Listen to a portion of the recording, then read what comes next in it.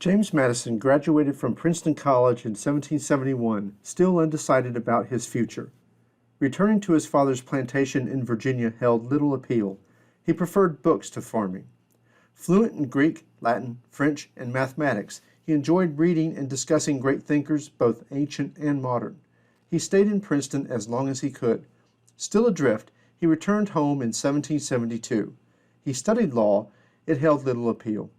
While Madison was struggling for direction in Virginia, powerful political winds were swirling throughout the continent. A trip north to deliver his brother to boarding school in Philadelphia put Madison in the eye of the storm just as the spectacular news broke. Britain had shut down the port of Boston. Turbulent protests over the coercive acts turned the aimless young man into a committed revolutionary. Back in Virginia, Madison joined his father on the Committee of Public Safety. He took up musket practice but proved a poor shot. Realizing that his study of political theory might prove useful, he gained election in 1776 to the Virginia Convention, a new revolutionary assembly.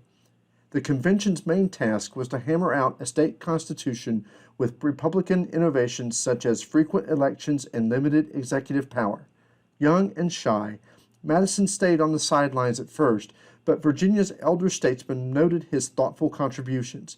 When Madison lost re-election, he was appointed to the governor's council, where he spent the next 2 years. In 1780, Madison served in the Continental Congress as a representative of Virginia. His years in Philadelphia acquainted him with a network of leading revolutionaries and the challenges of wartime governance. Madison flourished in this setting. His negotiating skills broke the long deadlock over the ratification of the Articles of Confederation by arranging for the cession of Virginia's vast western land claims, soon called the Northwest Territory. For all his skill, however, Madison's congressional service proved frustrating. He came to believe that the central government lacked essential powers, chief among them the power to tax. Madison returned to the Virginia Assembly in 1784, but he did not retreat to the point of view held by other state politicians. The economic hardships created by the heavy post-war tax burdens that were rapidly undermining the new United States, they led to a full-fledged rebellion in Massachusetts, spurred Madison to pursue a stronger national government. Madison helped organize a convention in May 1787 where delegates created an entirely new and much stronger national government. True to form, Madison spent the months before the Philadelphia Convention feverishly studying the great thinkers he'd read in college, searching for clues about Republican government. His lifelong passion for study, seasoned by a dozen years of political experience, paid off handsomely. Madison was one of the most important figures behind the new United States Constitution. By the end of the 1780s, James Madison had mastered the dynamics of local, state, confederation, and, finally, national politics. He even observed the first U.S.-Indian treaty negotiations carried out in 1784.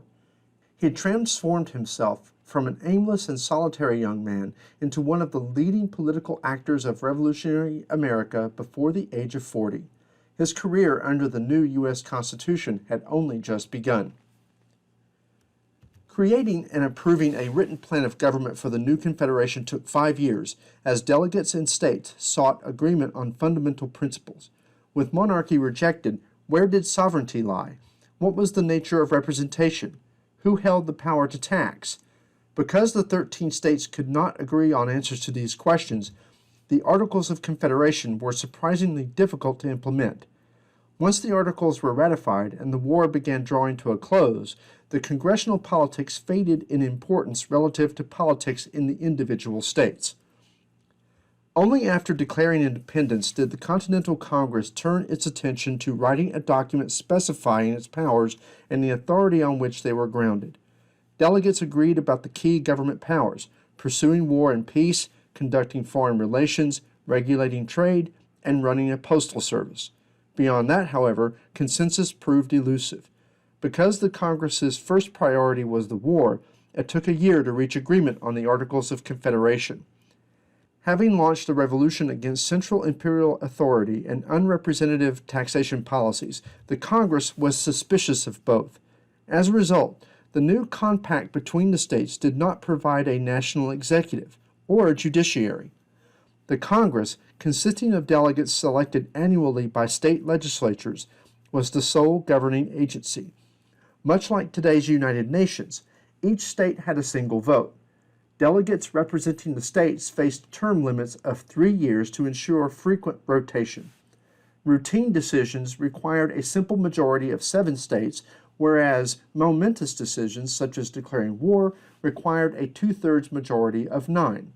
To approve or amend the articles required the unanimous consent of the states, giving any state veto power over changes.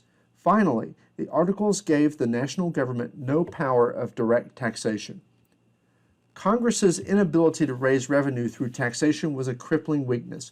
All governments, especially those fighting a war, require money. To finance the Revolutionary War, the Confederation Congress first issued interest-bearing bonds purchased by French and Dutch bankers as well as middling to wealthy Americans. But revenue was necessary to repay these loans. Other routine government functions required money too. Trade regulation required salaried customs officials. A postal system required postmen, horses, and wagons, and well-maintained roads. The western lands required surveyors, and Indian diplomacy, or war, added further large costs. The Articles of Confederation provided a delicate two-step solution. The Congress would request money to be paid into the common treasury, and each state legislature would then levy taxes within its borders to pay the requisition. The Articles called for state contributions assessed in proportion to property values, so that populous states paid more than did sparsely populated states. Because only state legislatures could pass actual tax bills, the Articles upheld the Revolution's principle of taxation only by direct representation. The essential flaw, however, was the absence of any mechanism compelling states to pay. A weak Confederation government was exactly what many people wanted in the late 1770s. A league of states with rotating personnel, no executive branch, no power of direct taxation, and a requirement of unanimity for any major change would keep the dangers of centralized government authority in check. But had the Congress gone too far in restricting its own powers? Ominously, ratification itself required unanimous agreement, and even that proved difficult to secure. The primary obstacle to ratification lay in the West.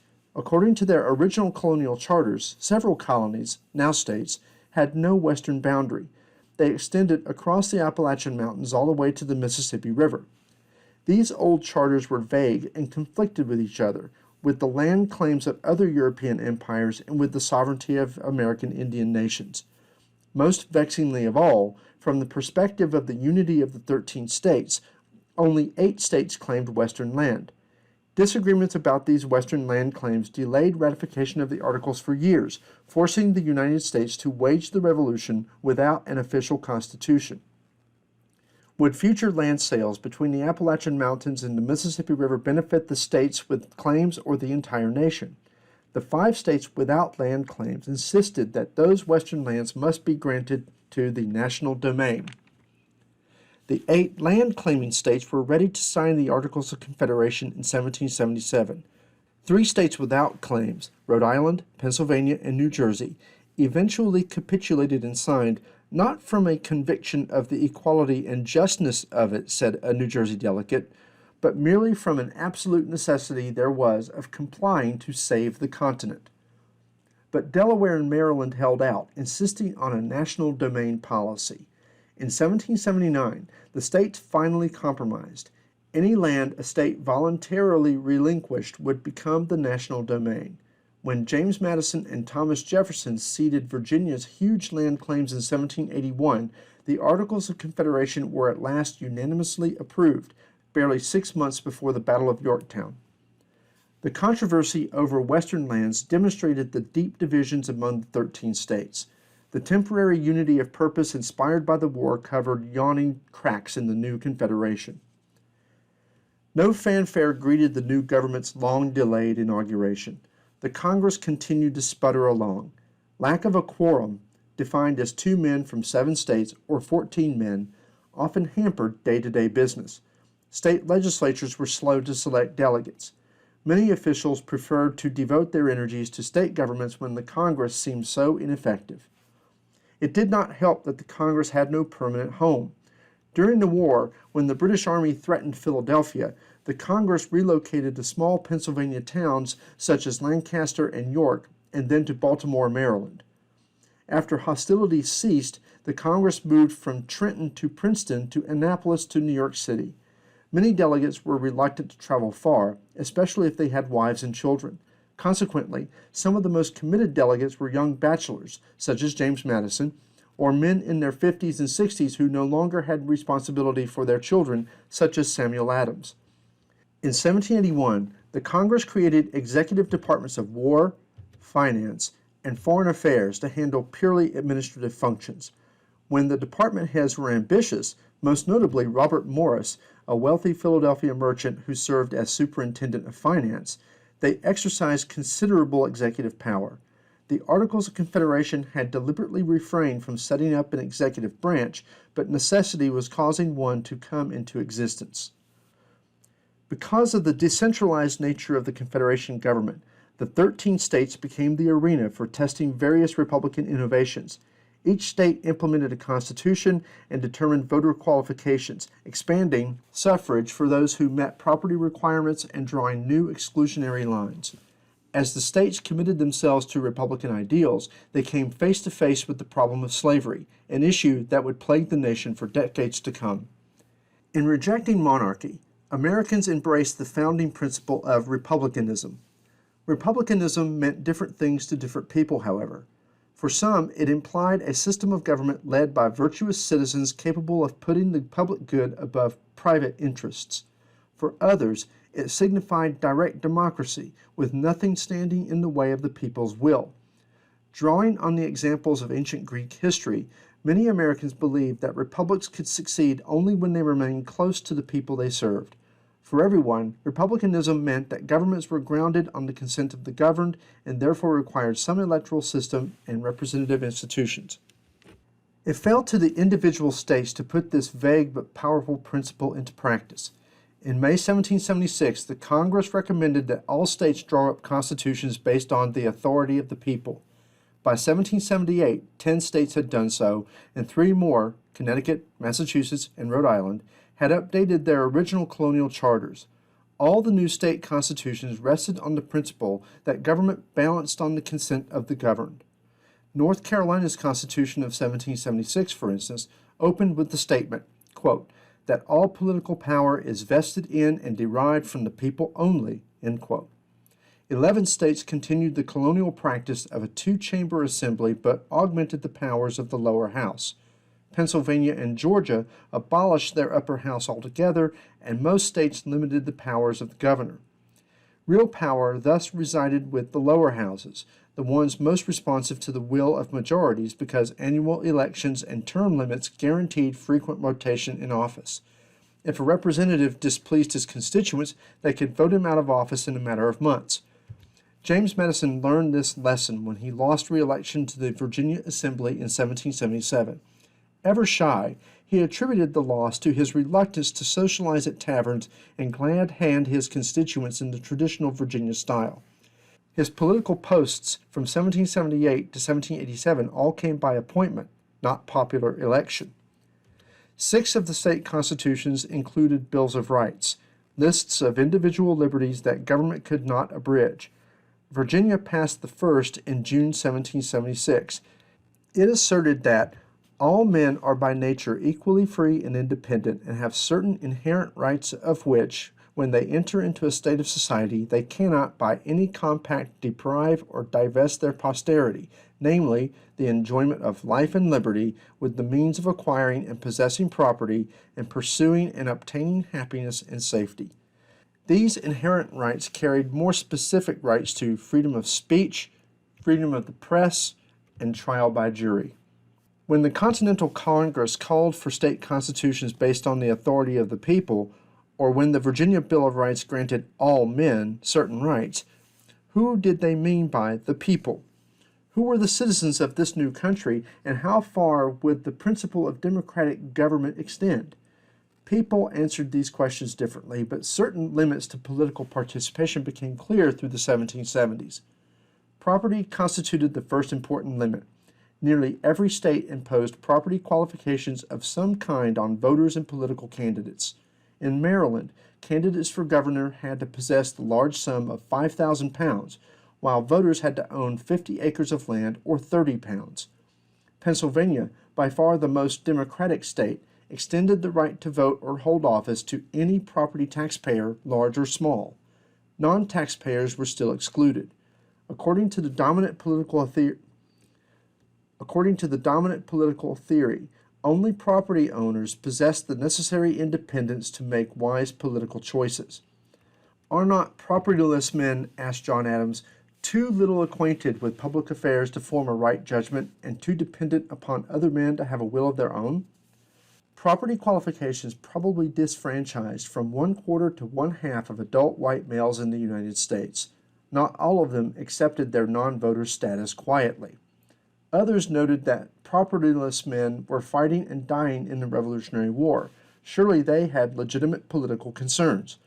A few radical voices challenged the notion that wealth correlated with good citizenship. Indeed, some wondered if the opposite might be more true. But such ideas fell outside the mainstream. The writers of the new constitutions, themselves men of property, believed that the right to own and preserve property was a central principle of the Revolution. Women's exclusion from voting was so ingrained that only a handful of well-placed women thought to question it. For them, the Revolution's proclamations of rights seemed to conflict with laws that barred married women from owning property and the privileges that came with it. Abigail Adams wrote to her husband John in 1782, "Even in the freest countries, our property is subject to the control and disposal of our partners, to whom the laws have given a sovereign authority. Deprived of a voice in legislation, obliged to submit to those laws which are imposed upon us, is it not sufficient to make us indifferent to the public welfare?" So powerful was the assumption that only men could vote, only 3 states bothered to specify that voters had to be male. The New Jersey State Constitution of 1776 enfranchised all free inhabitants worth more than 50 pounds, language that in theory opened the door to free blacks and unmarried women who met the property requirement. By law, married women's husbands held title to their property. Sure enough, in the 1780s, small numbers of white men and some free blacks began to go to the polls. Little fanfare accompanied this radical shift, and historians have debated whether the law intentionally included unmarried women and blacks or whether it was an oversight. But New Jersey was an exception. In most states, women and free blacks, no matter how big or small their numbers, never gained the right to vote. However limited its immediate impact on voting rights, the Revolution opened the door to previously unthinkable possibilities. John Adams urged the framers of the Massachusetts Constitution to stick with traditional property qualifications. If suffrage is brought up for debate, he warned, there will be no end of it. New claims will arise. Women will demand a vote.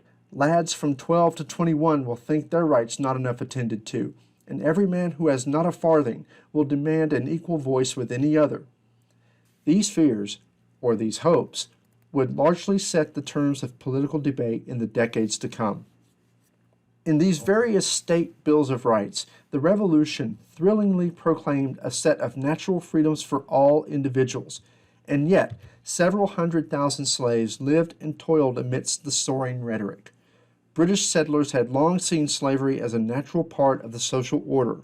The various proclamations of rights, however, cast a harsh new light on the legitimacy of the institution. The author of the Virginia Bill of Rights was George Mason, a planter who owned 118 slaves. When he wrote that all men are by nature equally free and independent, Mason did not have slaves in mind. He was claiming that white Americans were the equals of the British and entitled to equal liberties. Other Virginia legislators, worried how their words might be interpreted, added a qualifying phrase that all men, when they entered into a state of society, have inherent rights. As one legislator insisted, quote, slaves, not being constituent members of our society, could never pretend to any benefit such slaves, not being constituent members of our society, could never pretend to any benefit from such a maxim, end quote. 1 month later, the Declaration of Independence used nearly the same phrase about equality, this time without a modifying clause. Thomas Jefferson, its primary author, owned hundreds of slaves at the very moment he penned those words.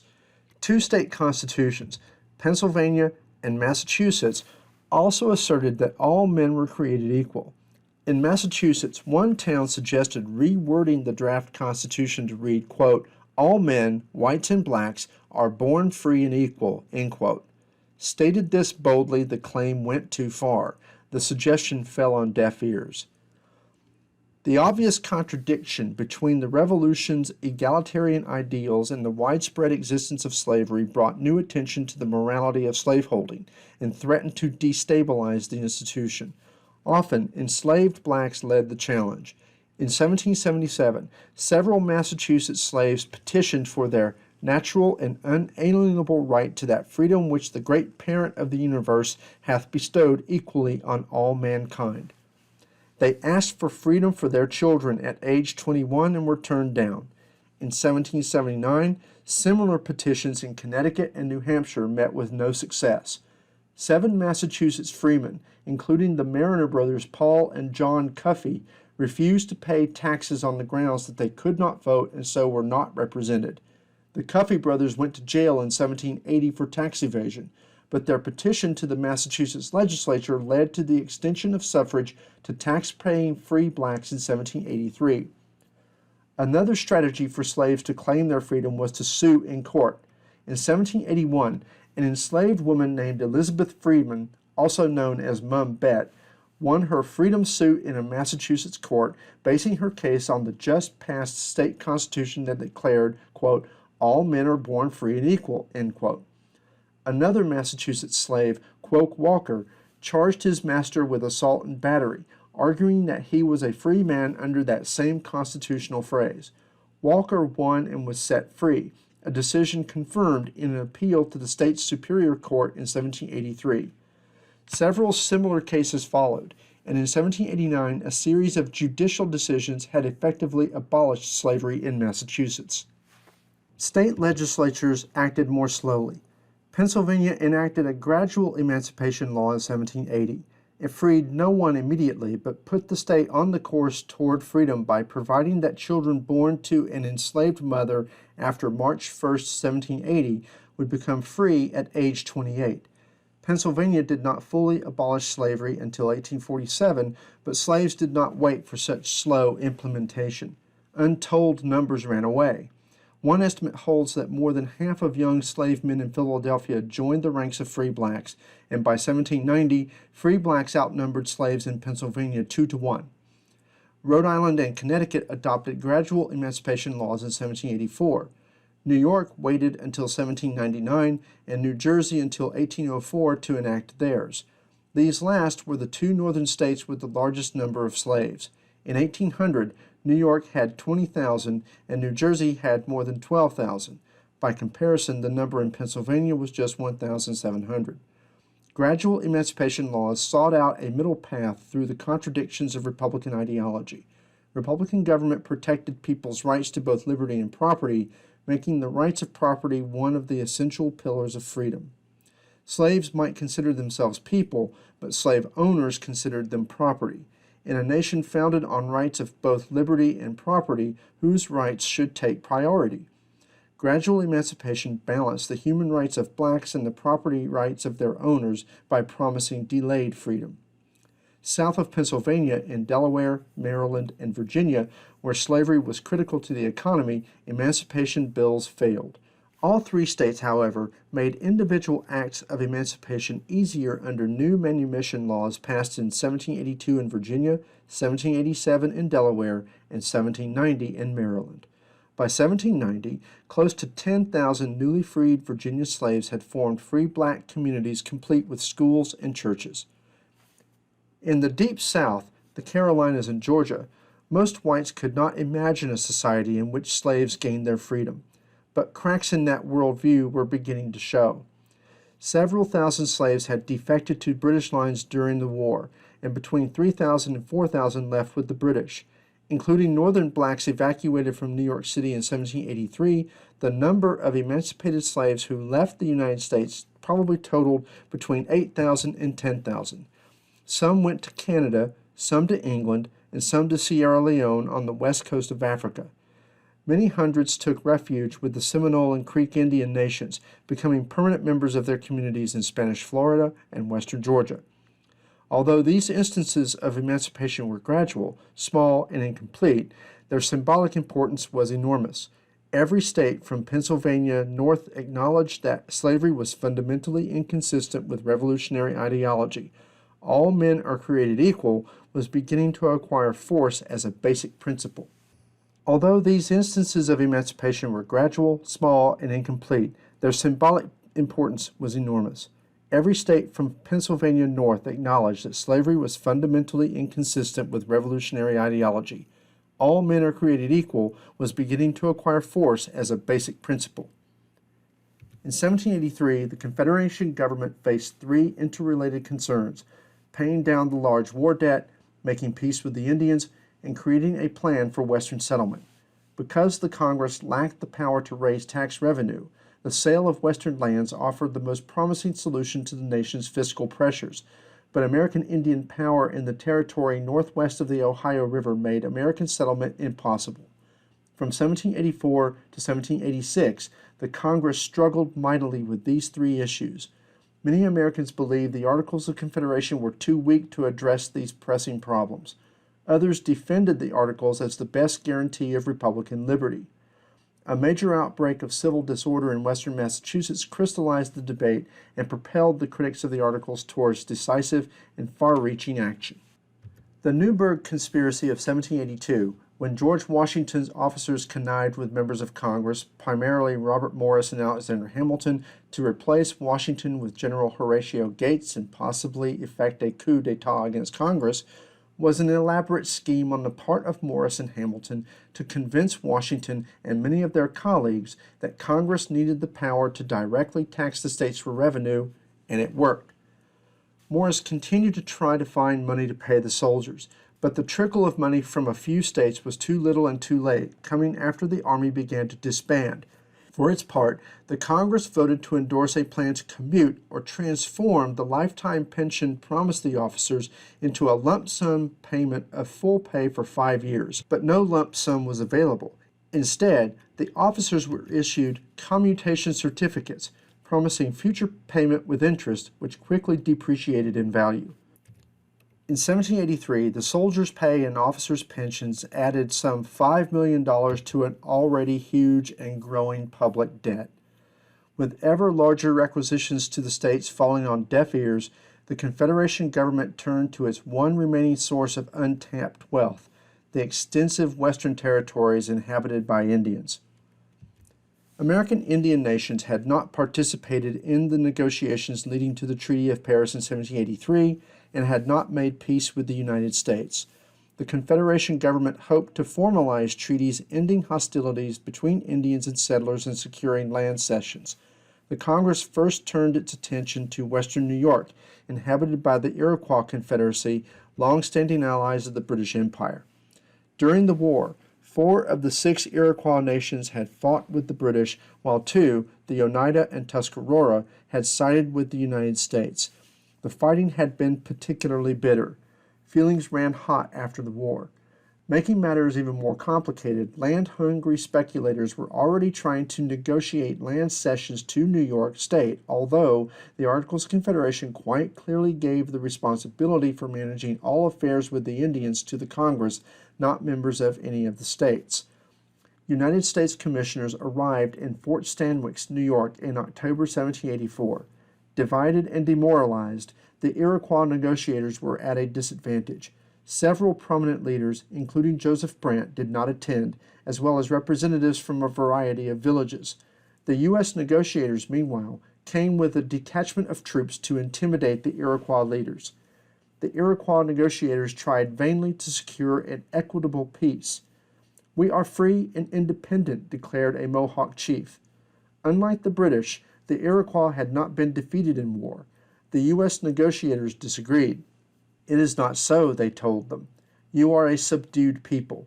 You have been overcome in a war which you entered into with us, not only without provocation, but in violation of most sacred obligations." The United States would treat the Iroquois as a defeated people.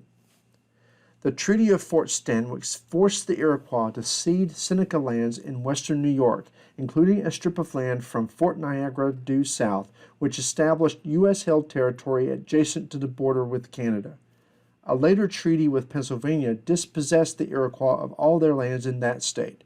The Iroquois also surrendered their claims to the Ohio Valley, which came as a surprise to the Delaware, Mingo, and Shawnee Indians who lived there. Several of the negotiators were taken hostage until American captives taken during the war could be returned.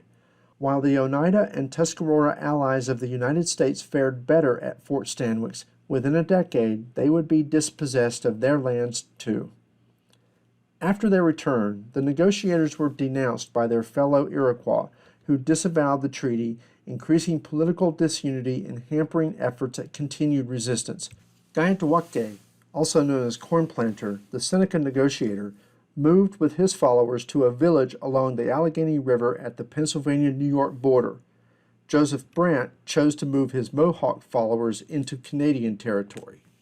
Once the states ceded their western land claims in the ratification fight over the Articles of Confederation, the territory northwest of the Ohio River emerged as the most promising region for land sales. But how would the territory be organized? Congressman Thomas Jefferson, charged with drafting a policy, proposed dividing the territory north of the Ohio River and east of the Mississippi, the Northwest Territory, into 9 future states with evenly spaced east-west boundaries and townships 10 miles square. He advocated giving, not selling, the land to settlers, arguing that future property taxes on the improved land would be payment enough. Jefferson's aim was to encourage rapid and democratic settlement and discourage land speculation. In order to attract settlers, he drafted plans for Republican governments in the new states. It was a momentous decision. The new states would not become colonies of the older states, but would be equals in every respect, with eventual membership in the United States. Finally, and perhaps most consequentially, Jefferson's draft prohibited slavery in the 9 new states. Jefferson's plan provided the basis for a series of laws passed by the Confederation government that extended Republican government into the West. The first 2 ordinances, passed in 1784 and 1785, established the rectangular grid pattern for laying out the western states and called for 3 to 5 new states. These new states were divided into townships 6 miles square and further divided into 36 sections of 640 acres, each section to be subdivided further into family farms. Reduced to easily mappable squares, the land would be sold at public auction for a minimum of $1 per acre. In order to raise the maximum amount of revenue as fast as possible, the Congress decreed a minimum purchase of 640 acres, with payment in hard money or in certificates of debt from Revolutionary days. Because such sums were far beyond the means of average settlers, the law meant that prosperous speculators would dominate initial land purchases with the intention of reselling them. The commodification of land had been taken to a new level. A third act, the Northwest Ordinance of 1787, set forth a 3-stage process by which settled territories would advance to statehood. First, the Congress would appoint officials for a sparsely populated territory who would adopt a legal code and appoint local magistrates to administer justice. When the male population of voting age and landowning status, 50 acres, reached 5,000, the territory could elect its own legislature and send a non-voting delegate to the Congress. When the population of voting citizens reached 60,000, the territory could write a state constitution and apply for full admission to the Union. The Northwest Ordinance of 1787 was perhaps the most important legislation passed by the Confederation government. It ensured that the new United States, so recently released from colonial dependency, would not reproduce the European model of settler colonialism. Instead, settlers moving west would become citizens of new states and eventually gain equal status with the 13 original states. It established a mechanism for the colonization of the continent in republican form. In the tradition of colonial laws and boundaries, the Northwest Ordinance ignored social reality. Tens of thousands of Native Americans lived in the region beyond the Appalachian Mountains and the Mississippi River. They had no intention of ceding their lands to the expansionist Americans. Low-level fighting had continued since 1783 in the region between the Ohio River and the Great Lakes, as bands of American Indian nations harassed American attempts at surveying and settlement. Over the course of the 1780s, diverse American Indian nations, including some members of the Iroquois Confederacy, along with the Huron, Ottawa, Shawnee, Cherokee, Delaware, Ojibwe, Potawatomi, Miami, and Wabash nations, came together to form the Northwest Confederacy to resist American expansion. Long-standing allies of the British, the Northwest Confederacy continued receiving the material and logistical support of British officers who retained possession of key forts along the Great Lakes, many within the United States territory and never vacated according to the Treaty of Paris. Many of the officers had been shocked by the British government's decision to abandon their Indian allies in 1783. In 1786, a council of the Northwest Confederacy gathered near Detroit. While proclaiming their desire for peace with the United States, they insisted that any cession of our lands should be made in the most public manner and by the united voice of the Confederacy, and warned your surveyors and others that mark out our lands to cease from crossing the Ohio. The Northwest Ordinance acknowledged the Indian presence and promised that the utmost good faith shall always be observed toward the Indians. Their lands and property shall never be taken from them without their consent, and in their property, rights, and liberty they shall never be invaded or disturbed unless in just and lawful wars authorized by Congress. The 1787 ordinance further pledged that laws founded in justice and humanity shall from time to time be made for preventing wrongs being done to them. Such promises may have indicated noble intentions, but the dynamics in the Northwest were far more powerful than any pledges of good faith on the East Coast. With land-hungry settlers and a U.S. government starved for revenue on one side, and American Indian nations determined to protect their territories and control the pace of land cessions on the other, the stage was set for years of conflict, not least when Indian affairs were placed under the purview of the War Department rather than the State Department. The 1787 ordinance enacted Jefferson's plan to prohibit slavery in the Northwest Territory, which the Congress had voted down in 1784.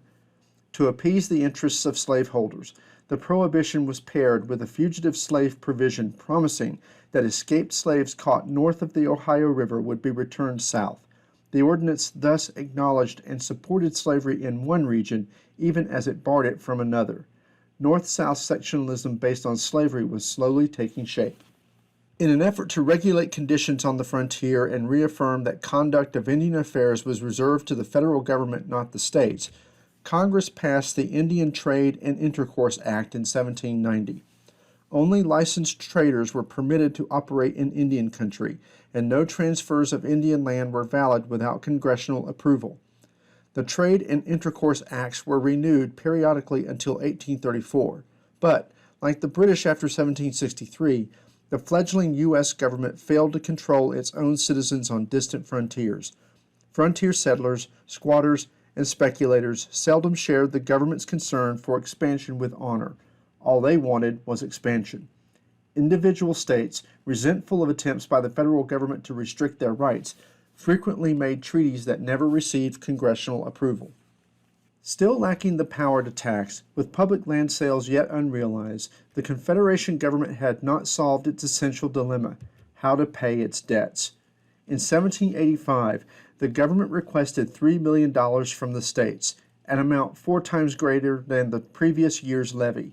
Of this sum, 30% would pay the government's operating costs, while another 30% would reimburse debts owed to foreign lenders who insisted on payment in gold or silver. The remaining 40% was intended for American bondholders who held IOUs of the Revolutionary years. A significant slice of that 40% represented the interest, but not the principal, owed to Army officers for their recently issued commutation certificates. The government's revenue needs had reached a critical point. With its huge 1785 requisition, the Continental Congress had poked a hornet's nest. Although they had the power to tax, the states were no more solvent than the federal government. They were struggling to fund their own governments and pay their own wartime debts, and were already pressing higher tax bills onto their citizens in order to retire state debts. In nearly every state, the requisition of 1785 spawned some combination of crowd protests, demands for inflationary paper money, and anger at state authorities and greedy speculators. Once again, Americans seemed to be rising up in resistance to new taxes levied to pay off wartime debt. States like New Jersey and Connecticut, without major ports and the import duties that ports generated, simply ignored the Confederation's requisition. In New Hampshire, where financial pressures on the populace were reaching a breaking point, town meetings voted to refuse the requisition. The state legislature took notice when 200 armed insurgents surrounded the New Hampshire capital to protest state taxes in 1786. Although an armed militia drove the insurgents off, the assemblymen backed off from an earlier order to haul delinquent taxpayers into courts. Rhode Island, North Carolina, and Georgia responded to their own protests by issuing paper money and allowing the payment of taxes in depreciated currency. But nowhere did tensions grow to such heights as in Massachusetts. For 4 years in a row, a fiscally conservative legislature dominated by the eastern commercial centers had passed tough tax laws to pay state creditors in hard money rather than cheap paper. Already, farmers in the western parts of the state, where hard money was nearly impossible to obtain, were facing bankruptcies and foreclosures over their inability to pay existing taxes. Then, in March 1786, the legislature in Boston loaded the federal requisition onto the bill. The response was almost immediate. In June, farmers in southeastern Massachusetts marched on a courthouse, the local symbol of state authority, in an effort to close it down. Angry petitions denouncing oppressive taxation poured in from the western two-thirds of the state.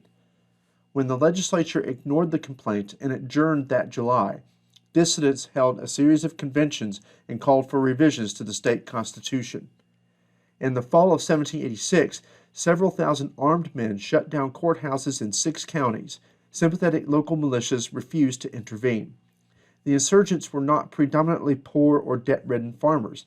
They included veteran soldiers and officers in the Continental Army as well as town leaders. One was a farmer and one-time Army captain, Daniel Shays. Another was Job Shattuck. The governor of Massachusetts, James Bowdoin, who had only recently protested British taxes, now characterized the Western dissidents as rebels. A Boston newspaper claimed that Shays planned to burn Boston to the ground and overthrow the government. Another former radical, Samuel Adams, now argued that the man who dares rebel against the laws of a republic ought to suffer death. These aging revolutionaries insisted that popularly elected representatives, unlike monarchs, were by definition fair and just. They could not see how the legislature had attended to the interests of coastal merchants at the expense of backcountry farmers. The Massachusetts insurgency was the most dramatic of the various uprisings throughout the United States. It seemed to be rapidly spinning out of control. In October, the Congress attempted to triple the size of the federal army, but fewer than 100 men enlisted. So Governor Bowdoin raised a private army, gaining the services of some 3,000 men with pay provided by wealthy Boston merchants. In January 1787, the insurgents learned of the army marching west from Boston. In an echo of the hostilities in Concord and Lexington that had launched the Revolution, 1,500 of them moved to capture a federal armory in Springfield to obtain weapons. But a militia band loyal to the state government beat them to the weapons facility and met their attack with gunfire. 4 rebels were killed and another 20 wounded. The final encounter came at Petersham, where Bowdoin's army surprised the rebels and took several hundred of them prisoner. In the end, 2 men were executed for rebellion. 16 more sentenced to hang were reprieved at the last moment on the gallows. Some 4,000 men gained leniency by confessing their misconduct and swearing an oath of allegiance to the state. Shays hid out in Vermont for several months until he too was eventually pardoned. Shays' rebellion provoked alarm throughout the country. With angry farmers protesting taxes and resisting unpopular governments, the American Revolution seemed to be repeating itself. Panicked Massachusetts newspapers wrote about mob rule spreading to the other states.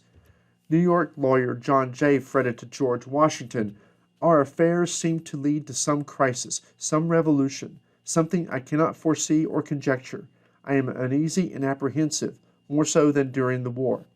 Benjamin Franklin, in his 80s, shrewdly observed that in 1776 Americans had feared an excess of power in the rulers, but now the problem was perhaps a defect of obedience in the subjects. George Washington himself opined, "If 3 years ago any person had told me that at this day I should see such a formidable rebellion against the laws and constitutions of our own making as now appears, I should have thought him a fit subject for a madhouse." The fledgling United States seemed on the verge of disintegration. With such fears looming, the nation's leaders now set themselves on one last desperate effort. Shays' rebellion provoked an odd mixture of fear and hope that the government under the Articles of Confederation was losing its grip on power. A small circle of Virginians decided to try one last time to increase the powers granted to the government by the Articles. They called for a meeting to discuss trade regulation, which led them to scrap the Articles and write an entirely new constitution. They and most of their peers in the Congress and state legislatures were deeply familiar with the writings of the early 18th century French political theorist, the Baron de Montesquieu, who theorized in The Spirit of the Laws that the only viable republic must have two basic characteristics. Firstly, it has to be physically small, ideally the size of one of the provinces of Switzerland, for instance, because that way no citizen needs to travel far to have access to their leaders, and in many cases they would live close enough to them to have regular contact with them in order to let them know what they think. Secondly, the population of the ideal republic will be homogeneous, meaning that all of them are of the same racial, ethnic, and cultural backgrounds, which would minimize political factionalism and encourage consensus.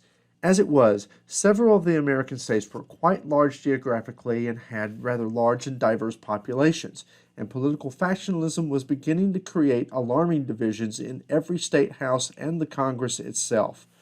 Was the United States a single republic, as Madison and some others thought, or was it a loose alliance of 13 republics, as the majority of the members of Congress believed?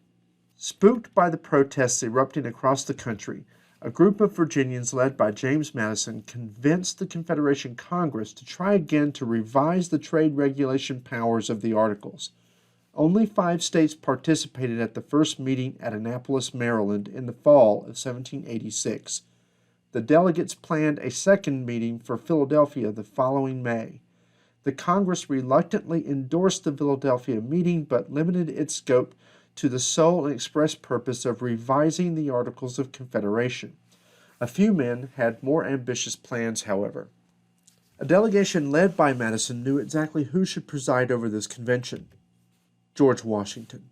He was universally respected, revered even, and his presence hopefully would prevent unnecessary political arguments, but Washington initially refused, claiming that he was done with public life. They asked him a second time, citing how important his role would be, and again he refused. This was all a kind of pantomime, part of being a good 18th century politician who never wants to appear to seek power. He was asked a third time, begging him to agree because, as they told him, "Sir, your country needs you." Those were the magic words. He agreed to serve on the basis that it was a willing sacrifice of his time and energy for the greater good. The 55 men who assembled at Philadelphia in May 1787 had already concluded that the Articles of Confederation were fatally weak. Patrick Henry, author of the Virginia Resolves in 1765 and former state governor, refused to attend the convention, saying he smelled a rat. Rhode Island declined to send delegates. 2 men sent by New York's legislature to check the influence of fellow delegate Alexander Hamilton left in dismay in the middle of the convention, leaving Hamilton as the state's sole representative. This gathering of white men included no artisans, day laborers, or ordinary farmers. 2/3 of the delegates were lawyers. Half had been officers in the Continental Army. The majority had served in the Confederation Congress and knew its weaknesses. 7 men had been governors of their states and knew firsthand the frustrations of thwarted executive power. A few elder statesmen attended, such as Benjamin Franklin and George Washington, but on the whole the delegates were young, like Madison and Hamilton. The scheduling of the convention during the summer, and an unusually hot summer it was in Philadelphia that year, was an accidental stroke of genius. It was already decided that the convention's deliberations would take place under a strict cloak of secrecy, each delegate sworn to keep silent about their discussions with anyone outside the convention. No spectators were allowed inside the hall, and during all sessions the doors were kept closed and locked, the windows shut and shuttered to prevent people outside from listening in. This prevented as much as possible the likelihood of the delegates being unduly influenced by any constituents who might happen to be there to bend their ears and pick their brains. But it also meant that the delegates could feel free to speak candidly with each other about their true thoughts, which, while certainly recorded for posterity, would not be released to be read about in the newspapers or discussed in taverns and coffee houses until after the Constitution had been finalized and ratified. Because it was hot and humid, and the shuttering of the windows meant that candles would have to provide light by which to see, the main room where all of the delegates gathered, to say nothing of the smaller rooms where the various committees met, got very hot and uncomfortable fairly quickly as each day progressed. Men dressed in tight-fitting wool and silk suits, some of them wearing powdered wigs, got very hot and sweaty, and would not have any patience for grandstanding delegates giving long-winded speeches about political philosophy, or for anyone digging in their heels on some small point or another. This tended to encourage consensus and compromise, though it did not prevent Alexander Hamilton from giving a 2-hour-long speech about how monarchy in and of itself was not a bad form of government, just that King George III had proven himself a bad monarch and forced the colonies to seek their independence. Although the majority of the delegates believed that they were there merely to amend the Articles of Confederation, Hamilton, Madison, and a few others had other plans. They successfully convinced many of their colleagues that the Articles were simply too loose a frame of government for so many different republics, and that a new constitution was necessary, and after a majority vote to scrap the Articles, the real business of the convention got underway. The Virginia delegation first presented a 15-point plan that repudiated the principle of a confederation of states. Largely the work of James Madison, the Virginia plan proposed a 3-branch government composed of a 2-chamber legislature, a powerful executive, and a supreme judiciary. It sharply reduced the power of smaller states by pegging representation in both houses of the Congress to population. The theory was that this new government would be a compact among the people, not the states. Among the expansive powers assigned to the Congress were the rights to veto state legislation and to coerce states to obey national laws. To prevent the Congress from wielding absolute power, the executive and judiciary could jointly veto its actions. In mid-June, delegates from New Jersey, Connecticut, Delaware, and New Hampshire, all small states, unveiled an alternative proposal. The New Jersey plan maintained the existing single-house Congress of the Articles of Confederation in which each state had 1 vote. Acknowledging the need for an executive, it created a plural presidency to be held by 3 men elected by the Congress from among its membership. It departed from the existing government in the sweeping powers it gave to the new Congress, the right to tax, regulate trade, and use force on unruly state governments. Like the Virginia plan, it favored national power over states' rights. But the New Jersey plan retained the principle that the national government should be a confederation of states, not of people. For 2 weeks, delegates debated the 2 plans. The small state delegates compromised by allowing one of the 2 legislative houses to be apportioned by population, but they would not concede for both houses, fearing their loss of power in the central government. Madison was equally vehement that congressional representation should not be determined by state, which he viewed as the fundamental flaw in the Articles.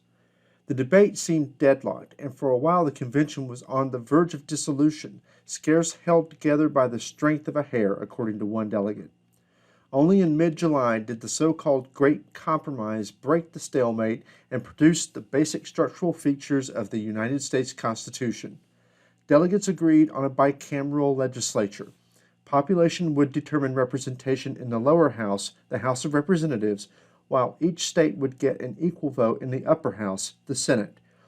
By thus appeasing the smaller states worried about their loss of power in national decision-making, the delegates succeeded in brokering a compromise and creating a new government for the United States. Unlike the Articles of Confederation, which had been a compact among 13 sovereign states, the new Constitution could truly claim, as it did in its opening words, to be a compact among we the people of the United States. But significantly, whereas the Articles of Confederation describe the Union as a perpetual one, that term does not appear anywhere in the Constitution. But the new foundational concept for the nation left some important matters undefined. Who were the people? Were slaves, for example, people or property? As people, they would add weight to the Southern delegations in the House of Representatives, giving those states an obvious incentive to include them in the population count. And yet, as Northern delegates were quick to point out, the ideology of slavery held that slaves were property. What emerged was the compromise known as the Three-Fifths Clause. All free persons plus 3/5 of all other persons constituted the population count for apportioning representatives in the House. The term all other persons suggests the delegates' reluctance to recognize slavery in the Constitution. The words slave and slavery appear nowhere in the original document, although it regulated the institution in several ways. The new government's power to regulate trade included the slave trade, which the Constitution euphemistically described as the migration or importation of such persons as any of the states now shall think proper to admit. Another provision governed the return of fugitive slaves using clumsy prose. No person held to service or labor in one state under the laws thereof, escaping into another, shall, in consequence of any law or regulation therein, be discharged from such service or labor, but shall be delivered up on claim of the party to whom such service or labor may be due. If the text itself left slavery unnamed, as though it could evade the growing moral doubts about the institution by hiding its presence in awkward phrasing, the Constitution nonetheless recognized, protected, and perpetuated the institution. With the new Constitution grounded on we the people, the delegates in Philadelphia confronted a dilemma. For most political thinkers of the 18th century, pure democracy was dangerous.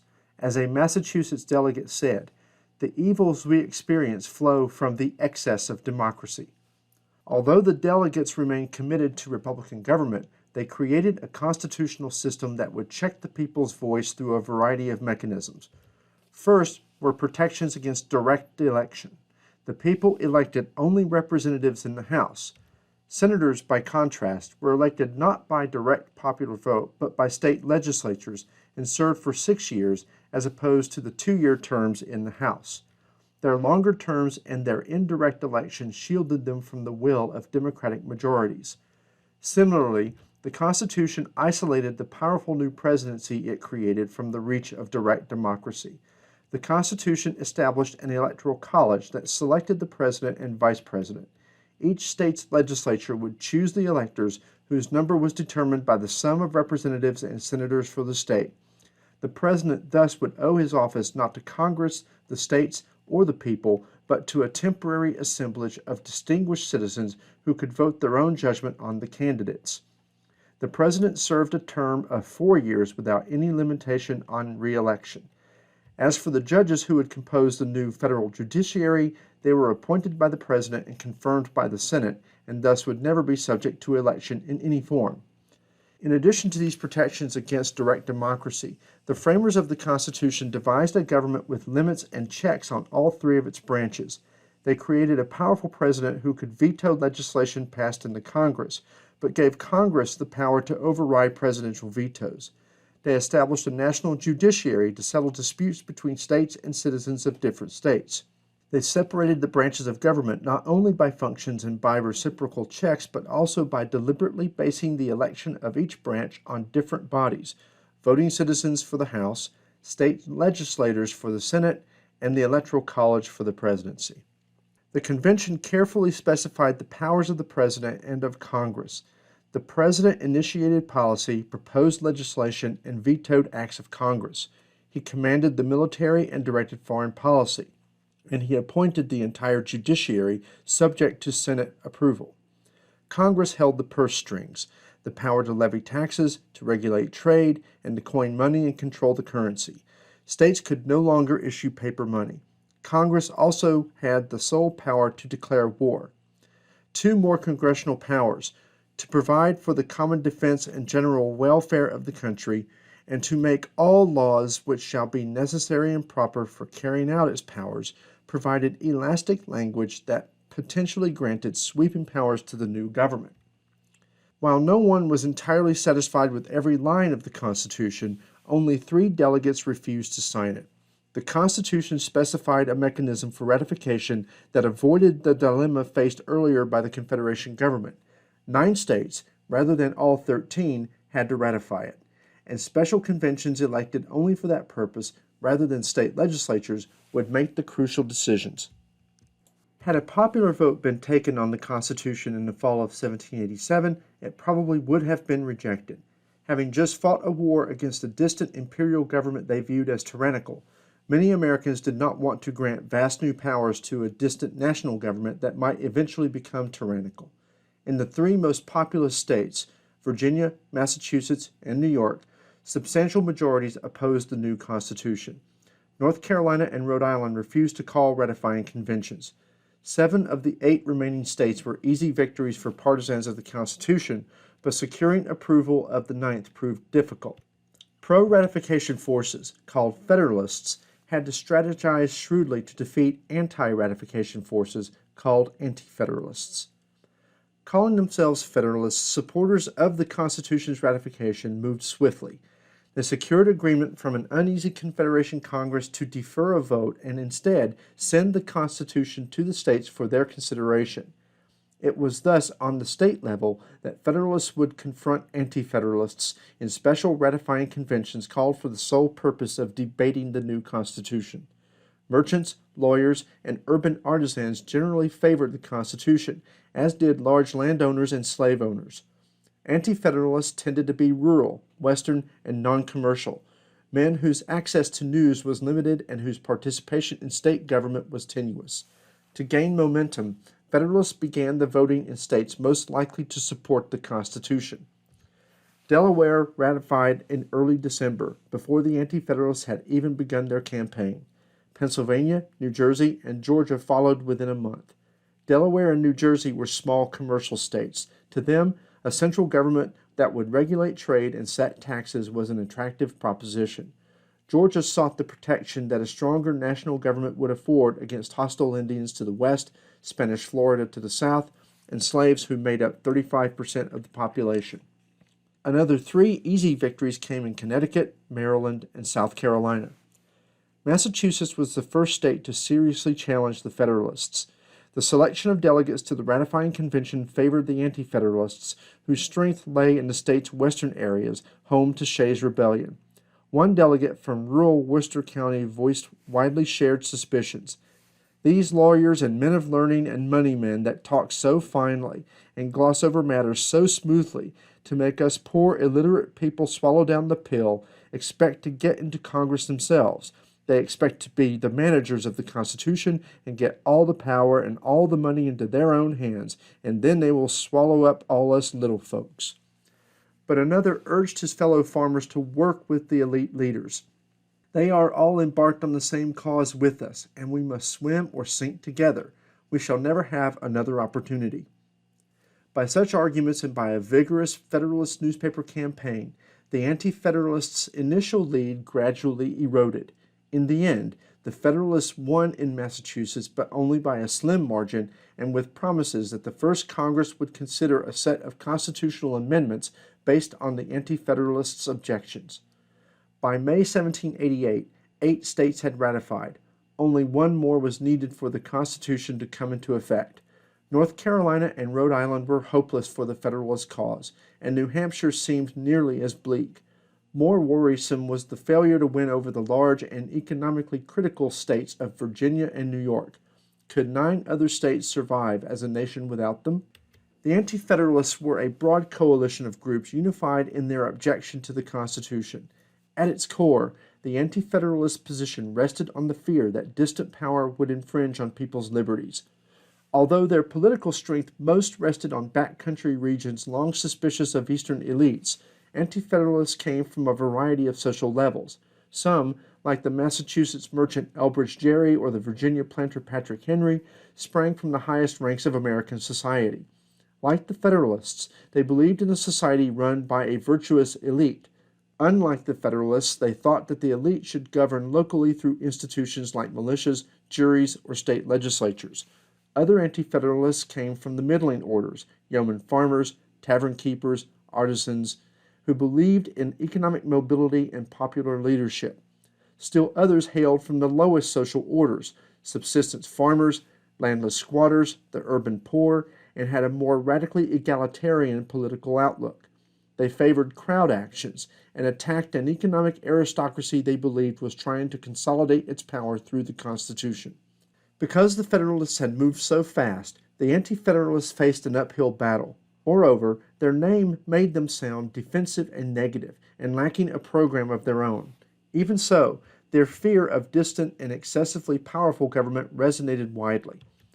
The difficulty, if not impracticability, of exercising the equal and equitable powers of government by a single legislature over an extent of territory that reaches from the Mississippi to the Western Lakes and from them to the Atlantic Ocean is an insuperable objection to the adoption of the new system, wrote Mercy Otis Warren. The new government was indeed distant. In the proposed House of Representatives, the Constitution's only directly elected body, each member represented some 30,000 people. Could that member really know or communicate with his whole constituency? One anti-federalist essayist contrasted the Constitution's structure with the intimacy of state-level representation. The members of our state legislature are annually elected. They are subject to instructions. They are chosen within small circles. They are sent but a small distance from their respective homes. Their conduct is constantly known to their constituents. Some anti-federalists worried that only elites would serve as national representatives. Most Federalists agreed that national elections would favor the elite. Indeed, it was one of the Constitution's objectives. Federalists like Alexander Hamilton claimed that mechanics and laborers preferred to have their social betters represent them. Anti-Federalists, of course, disagreed. In reality, there will be no part of the people represented but the rich. It will literally be a government in the hands of the few to oppress and plunder the many. The most widespread anti-federalist objection focused on the Constitution's lack of a Bill of Rights, like those contained in many state constitutions. During the ratification debates, Federalists conceded the point and promised to amend the Constitution to add a Bill of Rights. In the end, a small state, New Hampshire, provided the decisive ninth vote for ratification following an intensive and successful lobbying effort by Federalists. Although the Anti-Federalists lost their struggle to defeat the Constitution, they won in other ways. Most concretely, their concerns about the absence of specified rights in the Constitution led to the first 10 amendments, known today as the Bill of Rights. On a more abstract level, the vigorous debate they waged changed the practice of American politics. Where Federalists had debated their Constitution in a gathering of elite men behind closed doors, Anti-Federalists forced them into the public. In this way, they expanded the scope of American political life by making newspaper articles, speeches, and other forms of public debate the forum for decisions of momentous significance. And finally, arguments against the power of elites brought a robust populist language into the center of American politics, where it would remain for centuries to come. Although the Constitution came into force with the ratification of New Hampshire, 4 states still held out. New York was perhaps the most crucial. Once the British had thought to defeat the rebellious colonies by conquering the state and dividing New England from the Middle Atlantic and South, could the United States survive without New York? Although New York voters leaned anti-federalist, the state was home to some of the most brilliant and persuasive Federalist leaders. Starting in October 1787, Alexander Hamilton collaborated with James Madison and New York lawyer John Jay on a series of 85 essays on the political philosophy of the new Constitution, published in New York newspapers and later republished as the Federalist Papers. The essays brilliantly set out the failures of the Articles of Confederation and offered an analysis of the complex nature and advantages of the Constitution. In one of the most compelling essays, number 10, Madison challenged the Anti-Federalist heartfelt conviction that Republican government could flourish only on a small scale in a relatively small scope of territory. To the contrary, Madison argued, a large and diverse population, indeed a large and diverse republic, was the best guarantee against tyranny. In a national government, no single faction could ever grow large enough to subvert the freedom of other groups. Extend the sphere, and you take in a greater variety of parties and interests. You make it less probable that a majority of the whole will have a common motive to invade the rights of other citizens, Madison asserted. He called it a Republican remedy for the diseases most incident to Republican government. At New York's ratifying convention, anti-federalists predominated, but impassioned debate and lobbying, plus the dramatic news that Virginia, the largest of the 13 states, had finally ratified, tipped the balance to the Federalists. Even so, the Anti-Federalists' approval of the document came with a list of 24 individual rights and 33 structural changes they wanted made to the Constitution. New York's ratification ensured the viability of the new government, yet it took another year and a half for Anti-Federalists in North Carolina to assent. Though it was the smallest of the 13 states, fiercely independent Rhode Island held out until May 1790, ratifying by a 2-vote margin. In less than 12 months, the U.S. Constitution had been written and ratified. The Federalists had faced a formidable task, but with savvy strategy and the promise of a Bill of Rights, they carried the day. As the Constitutional Convention was winding down, Benjamin Franklin drew James Madison's attention to the chair upon which George Washington sat as president of the convention. It was a very nice chair, of course, and at the top of its back there was a carved and gilt motif of a sun that caught the old philosopher's eye. I have often looked at that behind the president without being able to tell whether it was rising or setting, but now I have the happiness to know that it is a rising and not a setting sun, Franklin decided. Thus ended one of the most intellectually tumultuous and creative periods in American history. The Confederation government's requirement of unanimity was crippling. In a large and fractious republic with divergent interests, consensus was illusory. Divisions on Western lands, an impost, and taxation in a Republican state ran too deep for perfect harmony. The new Constitution offered a different approach, loosening the grip of an impossible unanimity and embracing the ideas of a divided public life and a carefully balanced government. James Madison's great insight was to see that diversity of opinion in a republic was not just an unavoidable reality, but a hidden strength. This was the Republican remedy he invoked in Federalist Essay No. 10. Madison's optimism notwithstanding, Americans' bitter political differences worried many people.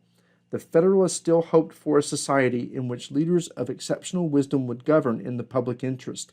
They looked backward to a society of hierarchy, rank, and benevolent rule by an enlightened aristocracy of talent, but they created a government with forward-looking checks and balances to moderate a democratic political culture.